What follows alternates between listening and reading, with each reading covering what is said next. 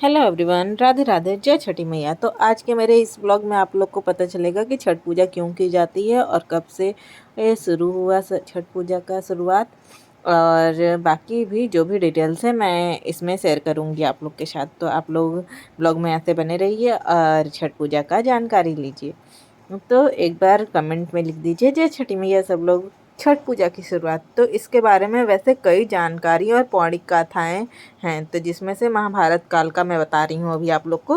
तो छठ पूजा की शुरुआत सूर्यपुत्र कर्ण ने की थी, जो सूर्यदेव की पूजा करते थे। और त्रेता युग में माता सीता और राम ने भी इस छठ पूजा का व्रत रखा था, जब वो 14 वर्ष का वनवास काट कर अयोध्या वापस आए थे। ये रामायण में ऐसा प्रूफ मिलता है।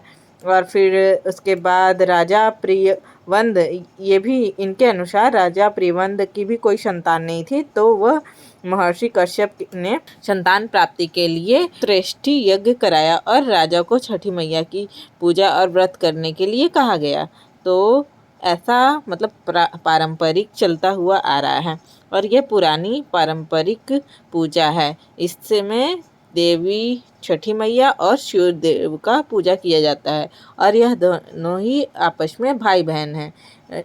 और यह पूजा संतान की सुख समृद्धि और घर की शांति के लिए भी किया जाता है, ऐसा मतलब मानना है। वैसे तो छठ पूजा एक प्रमुख हिंदू त्यौहार है जो सूर्य देवता की पूजा के लिए मनाया जाता है, और यह 4 दिनों तक चलता है। इसमें सूर्य उदय और सूर्य अस्त के समय विशेष रूप से अर्चना की जाती है और पूजा की जाती है, मतलब अर्घ के थ्रू सूप वगैरह लेके, और ढेर सारा फल वल फ्रूट्स जितने भी होते हैं सब कुछ पूजा की जाती है। और छठ पूजा का महत्व, सूर्य देवता की पूजा। सूर्य देवता को जीवन का आधार माना जाता है, जो हमें ऊर्जा और शक्ति प्रदान करते हैं। और इसमें प्रकृति की भी पूजा की जाती है। प्राकृतिक चक्र मतलब यह त्यौहार प्रकृति के चक्र को दर्शाता है, जिसमें सूर्य की किरणें जीवन को ऊर्जा प्रदान करती हैं। और स्वास्थ्य और समृद्धि के आधार पर बोलें तो छठ पूजा के त्यौहार, व्रत और पूजा अर्चना करने से स्वास्थ्य और समृद्धि की भी कामना की जाती है, जिसमें सभी लोगों का स्वास्थ्य स्वस्थ रहता है। पूजा के दौरान लोग व्रत रखते हैं, गंगा या फिर अन्य नदियों में स्नान करते हुए पूजा करते हैं।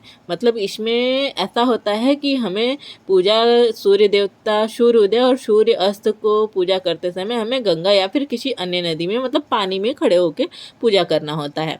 छठ पूजा के दौरान लोग व्रत रखते हैं, गंगा अन्य नदियों में स्नान करते हैं और सूर्य देव का अर्घ देते हैं। यह त्यौहार परिवार और समाज के साथ मिलकर मनाया जाता है। इसमें विशेष व्यंजन बनाए जाते हैं। और छठ पूजा का महत्व न केवल धार्मिक है, बल्कि यह हमें प्रकृति के प्रति जागरूक कराता है और हमें अपने जीवन में स्वच्छता और संयम का महत्व सिखाता है। लोक आस्था और सूर्य उपासना का महापर्व का शुरुआत आज से हो गया है। इस त्यौहार को 4 दिवसीय त्यौहार के रूप में मनाया जाता है। तो आज है नहाय खाए की परंपरा।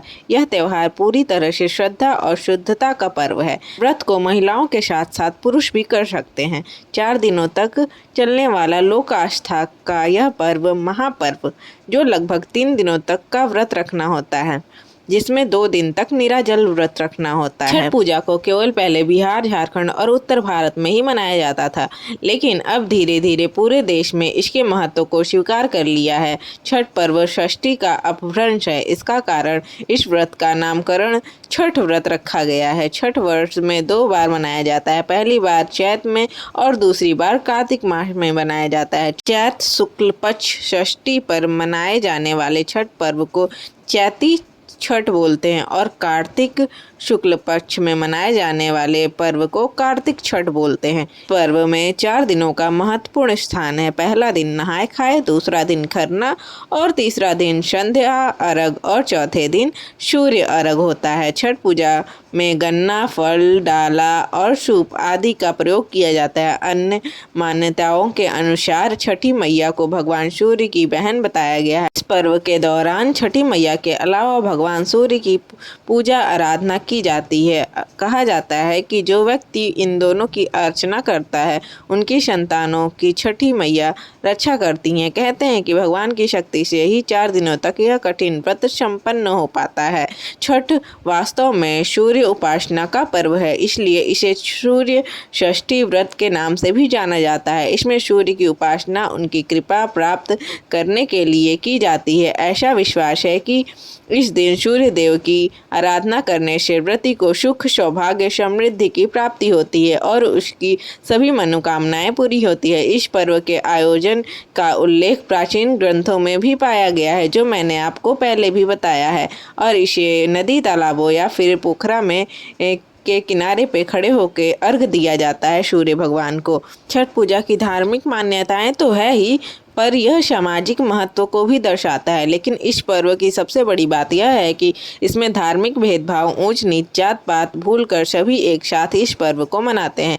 किसी भी लोक परंपरा में ऐसा नहीं है। सूर्य जो रोशनी और जीवन के प्रमुख स्रोत हैं और ईश्वर के रूप में जो रोज सुबह दिखाई देते हैं, उनकी उपासना की जाती है। इस महापर्व में शुद्धता और स्वच्छता का विशेष ख्याल रखा जाता है। कहते हैं कि इस पूजा में कोई गलती हो तो तुरंत क्षमा याचना करनी चाहिए, वरना तुरंत सजा भी मिल जाती है। सबसे बड़ी बात यह है कि सबको एक सूत्र में पिरोने का काम करता है यह पर्व। इस पर्व में अमीरी, गरीबी, छोटे बड़े का भेदभाव मिट जाता है। एक समान, एक ही विधि में भगवान की पूजा की जाती है। अमीर हो या फिर गरीब, मिट्टी के चूल्हे पर ही प्रसाद बनाते हैं और गरीब भी एक ही साथ गंगा तट पर पूजा करते हैं। सभी लोग बांस के बने सूप में अर्घ दिया जाता है। प्रसाद भी एक जैसा ही और गंगा और भगवान भास्कर भी सबके लिए एक जैसे होते हैं। और सभी लोग कमेंट में जय छठी मैया लिखिए।